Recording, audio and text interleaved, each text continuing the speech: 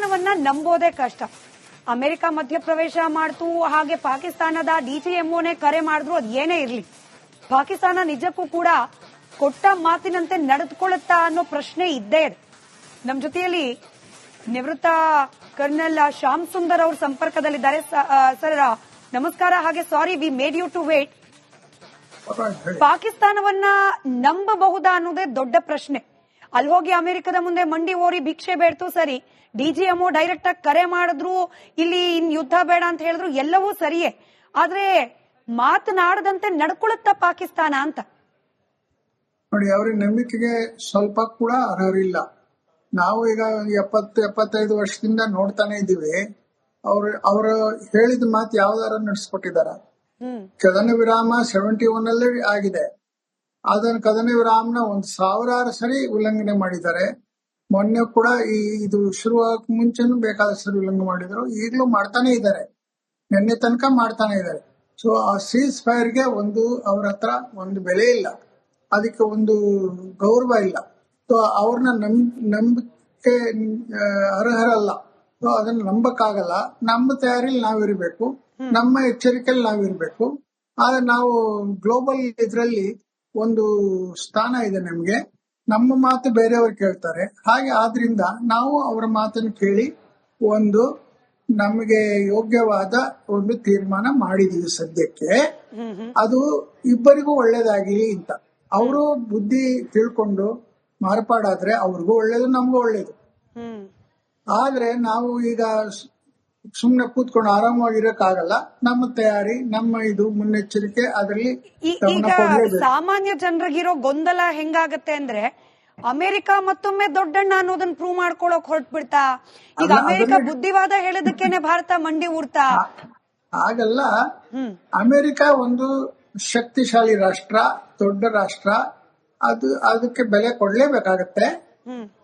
ಹಾಗಂತ ನಾವು ಅದನ್ನ ಒತ್ತಾಕಕ್ಕಾಗಲ್ಲ. ಇವು ಬೇಡ, ಅವ್ರು ಹೇಳಿದ್ರೇನು ಅಂತ ಹಾಗೆ ಮಾಡಕ್ಕಾಗಲ್ಲ. ಈಗ ಅದು ಒಂದು ತರ ನಮ್ಮ ಮಿತ್ರ ರಾಷ್ಟ್ರವೇ ಆಗಿದೆ.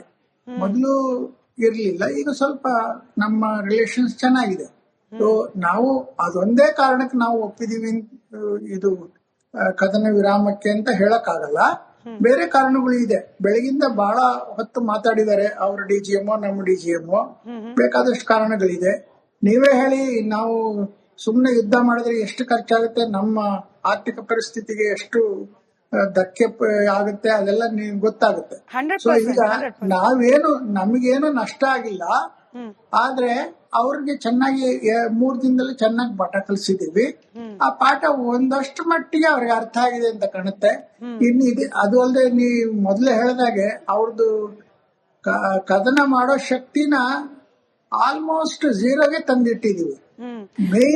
ಕರ್ನಲ್ ಕ್ಷಮೆ ಇರ್ಲಿ, ನನ್ನ ಮಾತುಗಳು ಸ್ವಲ್ಪ ಹಾರ್ಷ್ ಅನ್ಸ್ಬೋದು. ಆದ್ರೆ ಸಾಮಾನ್ಯ ಜನರ ಅಭಿಪ್ರಾಯವನ್ನ ನಾನು ಇಲ್ಲೊಂದು ಪ್ರತಿನಿಧಿಯಾಗಿ ನಿಮ್ ಮುಂದೆ ಪ್ರಶ್ನೆ ಕೇಳ್ತಿದ್ದೀನಿ. ಪಾಕಿಸ್ತಾನ ಎಲ್ರಿಗೂ ಗೊತ್ತಿರೋ ಹಾಗೆ ನಾವು ಸಾಮಾನ್ಯ ಪ್ರಜೆ, ನಾವೇನು ದೇವಲೋಕದಿಂದ ಬಂದವರಲ್ಲ. ಬಟ್ ಅಂದ್ರೆ ಅರ್ಥ ಆಗುತ್ತೆ. ಪಾಕಿಸ್ತಾನ ಒಂದ್ ರೀತಿಯಲ್ಲಿ ಹುಚ್ಚನಾಯಿ ತರ ಆಗಾಗ ಬಂದ್ ಕಚ್ ಹೋಗ್ತಾನೆ ಇರುತ್ತೆ. ಇದಕ್ಕೆ ಅಲ್ಲೊಂದು ವ್ಯಾಕ್ಸಿನೇಷನ್ ಕೊಟ್ವಿ, ಇಲ್ಲೊಂದು ವ್ಯಾಕ್ಸಿನೇಷನ್ ಕೊಟ್ವಿ, ಅದು ಸರಿ ಹೋಗೋ ಸ್ಟೇಜ್ ಅನ್ನು ದಾಟ್ ಬಿಟ್ಟಿದೆ. ಇದನ್ನ ಹೊಡೆದಾಕ್ಬೇಕು, ಅದೊಂದೇ ಹಂತಕ್ಕಿತ್ತು. ಈ ಬಾರಿ ರೈಟ್ ಟೈಮ್ ಇದೆ.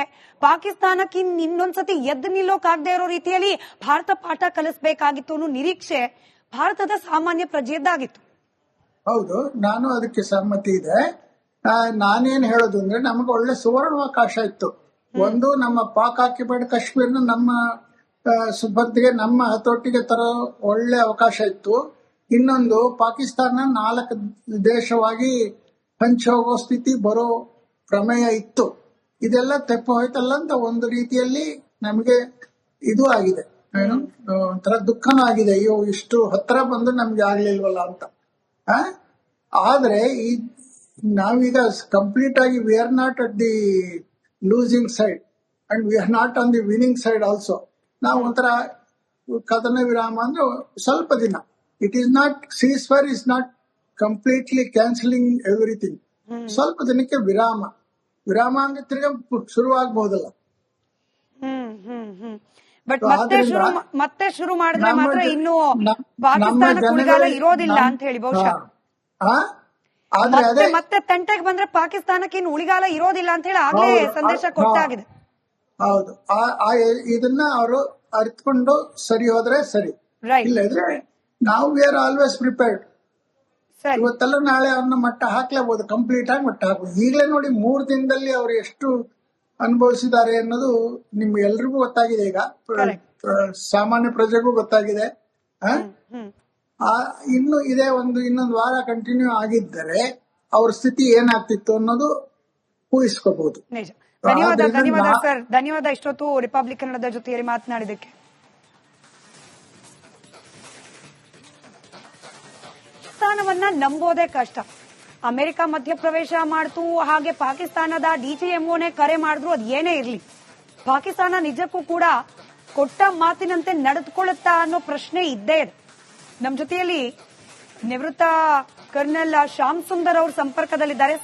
ಸರ್ ನಮಸ್ಕಾರ, ಹಾಗೆ sorry we made you to wait.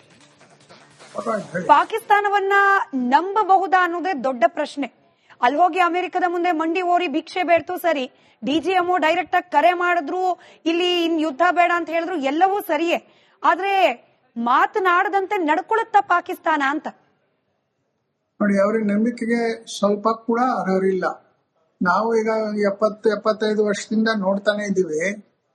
ಅವ್ರ ಹೇಳಿದ ಮಾತು ಯಾವ್ದಾರ ನಡೆಸ್ಕೊಟ್ಟಿದಾರ. ಕದನ ವಿರಾಮ 71 ಅಲ್ಲೇ ಆಗಿದೆ. ಅದನ್ನ ಕದನ ವಿರಾಮನ 1000 ಸರಿ ಉಲ್ಲಂಘನೆ ಮಾಡಿದ್ದಾರೆ. ಮೊನ್ನೆ ಕೂಡ ಇದು ಶುರುವಾಗಕ್ ಮುಂಚೆನೂ ಬೇಕಾದ ಸರಿ ಉಲ್ಲಂಘನೆ ಮಾಡಿದ್ರು, ಈಗಲೂ ಮಾಡ್ತಾನೆ ಇದ್ದಾರೆ, ನಿನ್ನೆ ತನಕ ಮಾಡ್ತಾನೆ ಇದ್ದಾರೆ. ಸೊ ಆ ಸೀಸ್ ಫೈರ್ಗೆ ಅವ್ರ ಹತ್ರ ಒಂದು ಬೆಲೆ ಇಲ್ಲ, ಅದಕ್ಕೆ ಒಂದು ಗೌರವ ಇಲ್ಲ. ಸೊ ಅವ್ರನ್ನ ನಂಬಿಕೆ ಅರ್ಹರಲ್ಲ. ಸೊ ಅದನ್ನ ನಂಬಕ್ಕಾಗಲ್ಲ. ನಮ್ಮ ತಯಾರಿಯಲ್ಲಿ ನಾವಿರ್ಬೇಕು, ನಮ್ಮ ಎಚ್ಚರಿಕೆಯಲ್ಲಿ ನಾವಿರ್ಬೇಕು. ಆದ್ರೆ ನಾವು ಗ್ಲೋಬಲ್ ಇದ್ರಲ್ಲಿ ಒಂದು ಸ್ಥಾನ ಇದೆ ನಮ್ಗೆ. ನಮ್ಮ ಮಾತು ಬೇರೆಯವರು ಕೇಳ್ತಾರೆ. ಹಾಗೆ ಆದ್ರಿಂದ ನಾವು ಅವರ ಮಾತನ್ನು ಕೇಳಿ ನಮಗೆ ಯೋಗ್ಯವಾದ ಒಂದು ತೀರ್ಮಾನ ಮಾಡಿದೀವಿ ಸದ್ಯಕ್ಕೆ. ಅದು ಇಬ್ಬರಿಗೂ ಒಳ್ಳೇದಾಗಿಲಿ ಅಂತ. ಅವರು ಬುದ್ಧಿ ತಿಳ್ಕೊಂಡು ಮಾರ್ಪಾಡಾದ್ರೆ ಅವ್ರಿಗೂ ಒಳ್ಳೇದು, ನಮಗೂ ಒಳ್ಳೇದು. ಆದ್ರೆ ನಾವು ಈಗ ಸುಮ್ನೆ ಕೂತ್ಕೊಂಡು ಆರಾಮಾಗಿರಕ್ಕಾಗಲ್ಲ. ನಮ್ಮ ತಯಾರಿ, ನಮ್ಮ ಮುನ್ನೆಚ್ಚರಿಕೆ ಅದರಲ್ಲಿ ಸಾಮಾನ್ಯ ಜನರಿಗಿರೋ ಗೊಂದಲ ಹೆಂಗಾಗತ್ತೆ ಅಂದ್ರೆ, ಅಮೆರಿಕ ಮತ್ತೊಮ್ಮೆ ದೊಡ್ಡಣ್ಣ ಅನ್ನೋದನ್ನ ಪ್ರೂವ್ ಮಾಡ್ಕೊಳಕ್ ಹೊರಟ್ಬಿಡ್ತಾ. ಈಗ ಅಮೆರಿಕ ಬುದ್ಧಿವಾದ ಹೇಳೋದಕ್ಕೇನೆ ಭಾರತ ಮಂಡಿ ಊಡ್ತಾ. ಆಗಲ್ಲ. ಅಮೆರಿಕ ಒಂದು ಶಕ್ತಿಶಾಲಿ ರಾಷ್ಟ್ರ, ದೊಡ್ಡ ರಾಷ್ಟ್ರ. ಅದಕ್ಕೆ ಬೆಲೆ ಕೊಡ್ಲೇಬೇಕಾಗತ್ತೆ. ಹಾಗಂತ ನಾವು ಅದನ್ನ ಒತ್ತಾಕಕ್ಕಾಗಲ್ಲ. ಇವು ಬೇಡ, ಅವ್ರು ಹೇಳಿದ್ರೇನು ಅಂತ ಹಾಗೆ ಮಾಡಕ್ಕಾಗಲ್ಲ.